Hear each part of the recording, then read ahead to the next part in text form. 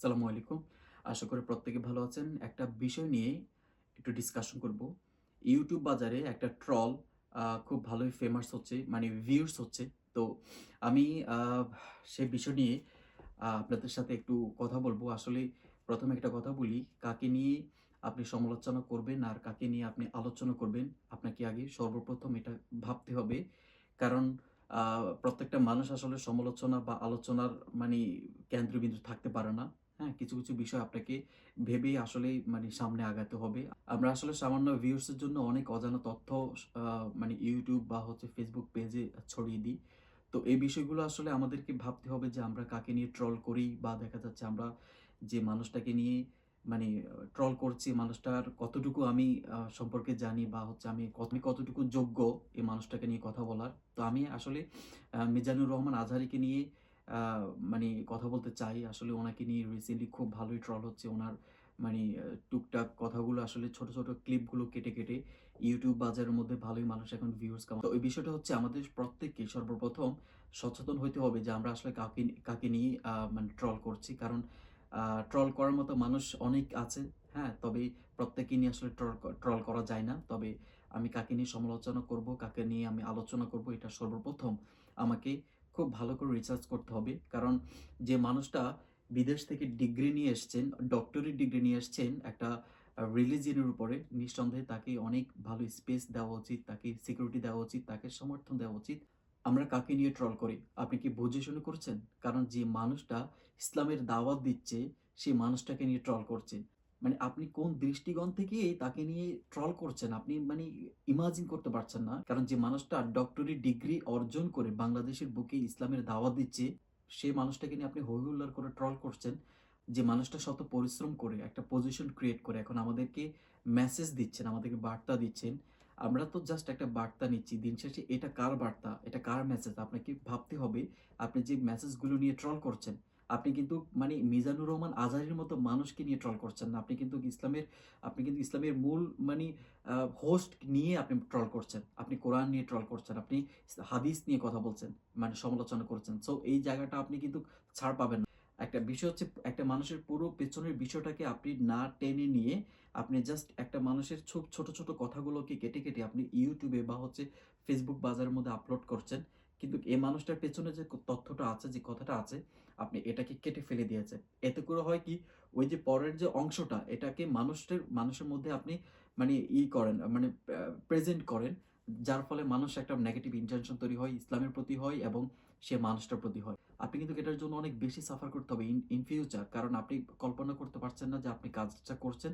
এটা অনেক ভয়ংকর একটা কাজ। আপনি যদি কোন রাজনীতি করেন তাহলে আমি একটা কথা বলব, আপনি যেকোনো দলের সাথে ইনভলভ থাকেন না কেন, সেটা থাকেন। কিন্তু আপনি যে একজন মানুষ আর আপনি যে একটা রিলিজিয়ন এর মধ্যে আছেন, হ্যাঁ? সেটা যদি আপনি মুসলিম ধর্মের মধ্যে হয়, তাহলে আপনাকে সর্বপ্রথম ফার্স্ট প্রায়োরিটি দিতে হবে আপনার হচ্ছে মুসলিম ধর্মকে। যে ধর্মের যে ধর্মের কথাগুলো আপনি শুনে আপনার নিজের মধ্যে পরিবর্তন আসবে। আপনি মানে ইবাদত করবেন, আপনি আল্লাহর মানে সবচাইতে কাছে যেতে পারবেন, হ্যাঁ? এই জায়গাটা যদি আপনি মানে নষ্ট করে ফেলেন এবং এই জায়গাটা যদি আপনি ট্রল করেন, তাহলে কিন্তু আপনি মানে ভয়ংকর রূপের আপনি মানে আপনার ইন ফিউচার আপনার জন্য ভয়ংকর কিছু অপেক্ষা করে। সো এই বিষয়টা আসলে কখনোই মাথায় রাখবেন না যে আপনি আসলে কাকে নিয়ে ট্রল করছেন। কারণ আপনি যাকে নিয়ে ট্রল করছেন তার কিচ্ছু আসবে যাবে না। কিন্তু দিন শেষে ক্ষতিটা আপনারই হবে। একটা মানুষ স্টেজে গিয়ে ১.৫-২ ঘন্টা পারফর্ম করা এটা ২-৪ টিখানি কথা না। কারণ আপনি বুঝতেই পারছেন ২-৪ টিখানি মানে মানুষও সেখানে নেই। লক্ষ, লক্ষ জনতার মধ্যে সেই মানুষটা এখানে তার মানে মেসেজ থ্রো করছেন। এখানে সে ২ ঘন্টা যদি কন্টিনিউ কথা বলে, তার কথার মধ্যে টুকটাক ছোটখাটো কথা ভুল আসতেই পারে। এই নিয়ে আপনি মানে অনেক মানে মানে ট্রল করে ফেলবেন, এ নিয়ে আপনি হতাশ হয়ে যাবেন, এ নিয়ে আপনি তার অনেক বড় ফ্যান ছিলেন, এখন আপনি তাকে আনফলো করে দিবেন। আপনাকে আগে ওই জায়গায় গিয়ে বসতে হবে যে আপনি ১.৫ ঘন্টা কেন, আপনি ২ মিনিট আপনি যদি কন্টিনিউ আপনি আপনার পারফর্মটাকে ঠিক রাখতে পারেন। জাস্ট আপনি এই জায়গাটা আপনি আগে নিজেকে তৈরি করে ফেলেন। হ্যাঁ? যে মানুষটা ২ ঘন্টা পারফর্ম করে, হ্যাঁ? এটা ২-৪ টিখানি কথা না। এটা অনেক বড় একটা মানে চ্যালেঞ্জিং ব্যাপার। Lot of challenging. জাস্ট মানে আপনি ইমাজিন করতে পারবেন না। বুঝছেন? কারণ এখানে লক্ষ, লক্ষ জনতার মধ্যে, লক্ষ, লক্ষ জনতার মধ্যে একটাই মানুষ যে তার কথা মানে প্রত্যেকটা মানুষের মধ্যে সে মানে থ্রো করছে। সে কতটা নিজেকে যোগ্যতাপূর্ণ করে এবং মানে নিজের মধ্যে কতটুকু মানে ইসলামের জ্ঞান অর্জন করে এই জায়গায় বসে সে মানে মেসেজ থ্রো দিচ্ছে, এটা আসলে এতটা সহজ না।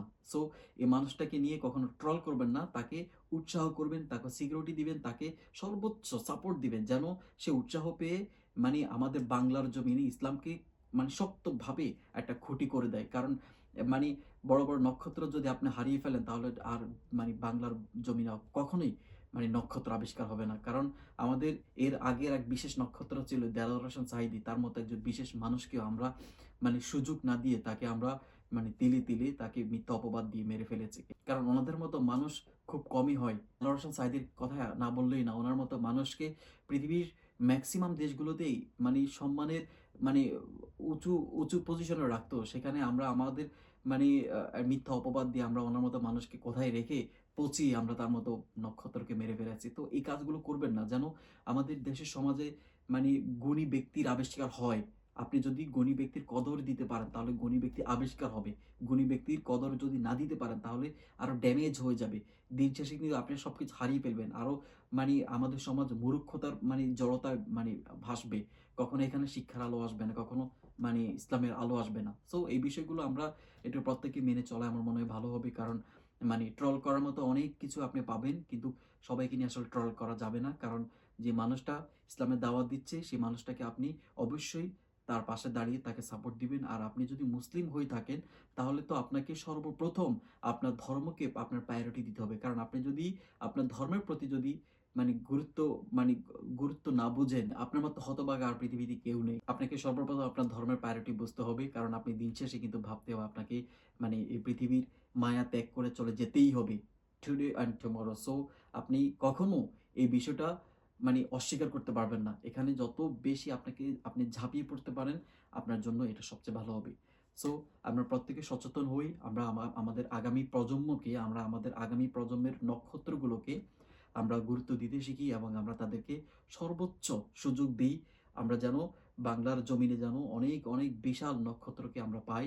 তাহলে আমাদের সমাজ অনেক উন্নয়নের মানে পথ চলায় অনেক দূর যাবে এবং আমরা অনেক ভালো, ভালো উন্নয়ন ঘটাতে পারবো। এই নিয়ে আমাদের এই নিয়ে আমার ছোট এই ডিসকাশন আমি শেষ করলাম। তবে আমাদের প্রত্যেকের সচেতন হওয়া উচিত। এটাই আমার শেষ বক্তব্য। আসসালামু আলাইকুম। ফি আমানিল্লাহ।